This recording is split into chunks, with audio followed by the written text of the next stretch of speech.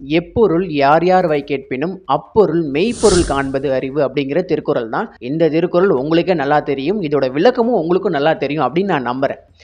இருந்தாலும் இந்த குறள் என்ன சொல்லுது அப்படின்னா, எந்த ஒரு விஷயத்த பத்தி யார் யாரு என்னென்ன கட்டுக்கதைகள், என்னென்ன புருடாக்கள் விட்டாலும், அதோட உண்மைத்தன்மை என்ன அப்படிங்கிறத நம்ம அறிஞ்சுக்கணும். அதுதான் சிறந்த ஒரு அறிவு அப்படின்னு தான் இந்த திருக்குறள் சொல்லுது. இப்போ எதுக்கு நான் இந்த குறளை உங்ககிட்ட சொல்கிறேன் அப்படின்னா, இப்போ உங்களுக்கு கல்யாண வயசு இருந்துச்சுன்னா, இந்த டைமில் உங்கள் ஜாதகத்தை எடுத்துகிட்டு போயிட்டு ஜோசியக்காரர்கிட்ட உங்கள் அப்பா அம்மா இல்லை நீங்களே கூட போய் பார்ப்பீங்க. அப்போ அந்த ஜோசியர் சொல்லுவார், உன் ஜாதகத்தில் செவ்வாய் தோஷம் இருக்குது, இந்த மாதிரி செவ்வாய் தோஷம் உள்ள பொண்ணை தான் கட்டணும். அதே போல் உன் ஜாதகத்தில் ராகு கேது தோஷம் இருக்குது, கால சர்ப்ப தோஷம் இருக்குது, நாகதோஷம் இருக்குது, இதே போல் நாகதோஷம் உள்ள பொண்ணை தான் கட்டணும், இல்லை இதே போல் நாகதோஷம் உள்ள பையனை தான் கட்டணும் அப்படின்ற விஷயத்த சொல்லி உங்களை பயமுறுத்துவாங்க. இப்படி ஜோசியக்காரர்கிட்ட நம்ம ஜாதகத்தெல்லாம் எடுத்துட்டு போய் காமிக்கும்போது, இந்த தோஷம் இருக்குது அந்த கோவிலுக்கு போ, அந்த தோஷம் இருக்குது இந்த கோவிலுக்கு போ, இந்த பரிகாரம் பண்ணு அந்த பரிகாரம் பண்ணு இப்படிலாம் சொல்கிறாங்களே, இதெல்லாம் உண்மையா? உண்மையிலே தோஷம் அப்படிங்கிறது ஒருவருடைய வாழ்க்கையில் நடக்குமா? அவங்க வாழ்க்கையில் அந்த தோஷம் மிகப்பெரிய ஒரு பாதிப்பை ஏற்படுத்துமா? அதாவது மன முறிவு, மன விலக்கு, இல்லைனா பிரிவு, இறப்பு, இது போல் விஷயங்களை, ரொம்ப துக்கமான சம்பவங்களை அந்த தோஷங்கள் அவங்களுடைய வாழ்க்கையில், அதாவது இந்த தோஷத்தை கொண்டுள்ள ஜாதகக்காரரோட வாழ்க்கையில் கொண்டு வருமா அப்படிங்கிறத பற்றி எல்லாத்தையும் இந்த வீடியோவில் தெரிஞ்சுக்கலாம் வாங்க. நான் ஜோதிடன் அல்ல.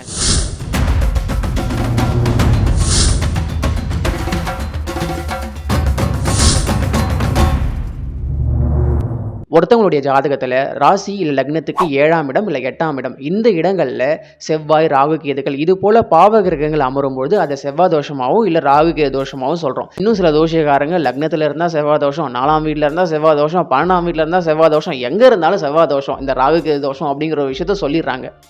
உண்மையாகவே இந்த 7ஆம் இடம் அப்படின்னு சொல்லப்போகிற இந்த கலத்திர ஸ்தானம், 8ஆம் இடம் அப்படின்னு சொல்லப்போகிற இந்த ஆயுள் ஸ்தானம், இந்த 2 இடங்களில் செவ்வாய் ராகு கேதுக்கள் அப்படிங்கிற இந்த பாவ கிரகங்கள் அமரும்பொழுது அது தோஷமாக செயல்படுமா அப்படின்னு கேட்டிங்கன்னா கண்டிப்பாக கிடையவே கிடையாது. இந்த பாவ கிரகங்களில் சுப கிரகங்கள் தொடர்பு கொண்டுச்சு அப்படின்னா, அதாவது இந்த குரு சுக்கிரன் பௌர்ணமி சந்திரன் இது போல கிரகங்கள் இந்த 7ஆம் இடத்துல இல்லை 8ஆம் இடத்துல இருக்க ராகு கேதுக்கள் செவ்வாயோட தொடர்பு இல்லை பார்வையில் இருந்துச்சு அப்படின்னா இவங்களுக்கு செவ்வாய் தோஷமே கிடையாது, ராகு கேது தோஷமும் கிடையாது. அது மட்டும் இல்லாமல் என்னதான் 7ஆம் இடத்துல 8ஆம் இடத்துல செவ்வாய் தோஷம், ராகு கேது தோஷம், அந்த தோஷம் இந்த தோஷம் எல்லா தோஷமும் இருந்தாலும் அந்த செவ்வாய் திசை நடப்பில் இருக்கா, அதாவது இப்போ உங்களுக்கு திருமணம் செய்கிற வயசில் அந்த செவ்வாய் அந்த 7ஆம் இடம் 8ஆம் இடத்துல இருந்தால் தோஷம் சொல்லப்படுற அந்த செவ்வாயோட 7 வருட திசை இப்போ உங்களுக்கு நடந்துகிட்டு இருக்கா அப்படிங்கிற ஒரு விஷயத்த பார்க்கணும். அதே மாதிரி 7ஆம் இடம் 8ஆம் இடம் சொல்லப்படுற அந்த இடத்துல அமர்ந்திருக்க ராகு கேதுக்களோட திசையும் இப்போ உங்களுக்கு நடந்துகிட்டு இருக்கான்னு பார்க்கணும்.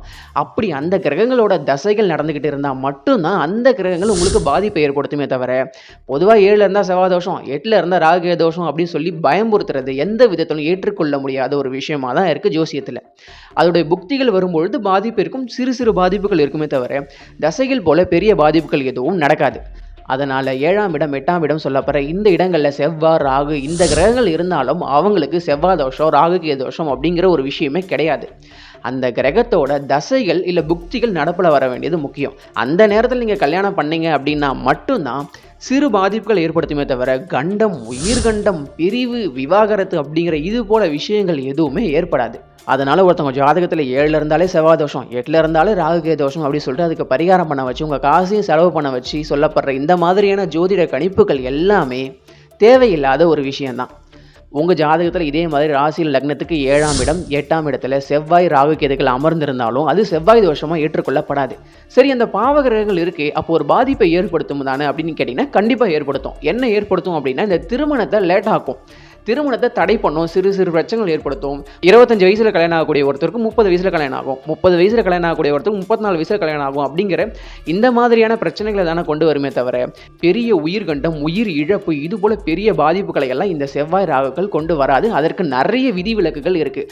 சுபர்களோட சேர்ந்த இந்த செவ்வாய் ராகுக்கள் பெருசாக கெடுதலே செய்ய மாட்டாங்க. நிறைய விஷயங்களை பார்க்கணும். பொதுவாக 7ஆம் இடத்துல இருந்தாலே செவ்வாய் தோஷம், 8ஆம் இடத்துல இருந்தாலே ராகு கேது தோஷம் அப்படின்னு சொல்லப்படுற இந்த மாதிரியான ஜோதிட கணிப்புகள் எதுவுமே ஏற்றுக்கொள்ள முடியாத ஒரு விஷயமா தான் இருக்குது இந்த ஜோசியத்தில். ஏய், நீ இன்னும் உன் இஷ்டத்துக்கு பேசிகிட்டு இருக்க, இந்த மாதிரி 7ல் செவ்வாய் இருந்து 8ல் ராகு இருந்து பிரிஞ்சு போன நிறைய ஜாதகத்தை நான் இப்போ உங்கள்கிட்ட காட்டுவேன் அப்படின்னு நீங்கள் என்கிட்ட சொன்னீங்கன்னா, இந்த செவ்வாய் தோஷம் ராகு கேது தோஷம் அப்படிங்கிறது எங்கோ யாருக்கோ ஏதோ ஒரு மூலையில் நடக்கக்கூடிய ஒரு விஷயம். இது நடக்காதுன்னு நான் சொல்லவே இல்லை, இது நடக்கும். எங்கோ லட்சத்தில் ஒருத்தவங்களுக்கு, கோடியில் ஒருத்தவங்களுக்கு நடக்கக்கூடிய விஷயத்தை எல்லாருக்கும், வெகுஜன மக்கள் எல்லாருக்குமே இப்படி நடந்துரும் அப்படின்னு சொல்கிறது ஏற்றுக்கொள்ள முடியாத ஒரு கருத்தாக தான் இருக்குது ஜோதிடத்தில். அதனால இந்த செவ்வாய் தோஷம், ராகுகேது தோஷம் யாராவது ஜோசியர் உங்ககிட்ட சொன்னாங்கன்னா, நான் எப்பயும் சொல்ற ஒரு விஷயம், நன்றி வணக்கம்னு சொல்லிட்டு உங்க ஜாதகத்த மூடி எடுத்துக்கிட்டு வீட்டுக்கு வந்துட்டு, வேற ஒரு அனுபவம் உள்ள, அறிவார்ந்த, ஆய்வு மனப்பான்மை உள்ள ஒரு ஜோசியர்கிட்ட உங்க ஜாதகத்த எடுத்து போய் காட்டுங்க. அவர் இந்த 7ல செவ்வாய் இருக்கிறதெல்லாம் பார்க்கவே மாட்டாரு. உனக்கு நல்லபடியா கல்யாணம் நடக்கும். போயிட்டு வாப்பான்னு சொல்லிட்டு உங்கள அனுப்பிச்சு வைப்பாரு. நன்றி.